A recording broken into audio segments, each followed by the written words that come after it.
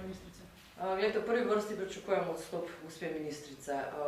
Zdaj moram reči, da pa seveda gospoda Kende.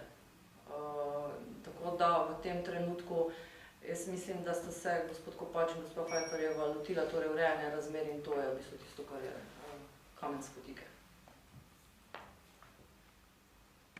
Sanacijske ukrepe, ki jih je Kopač pripravil, vseeno mislite, da je sposoben, da ureja stvari?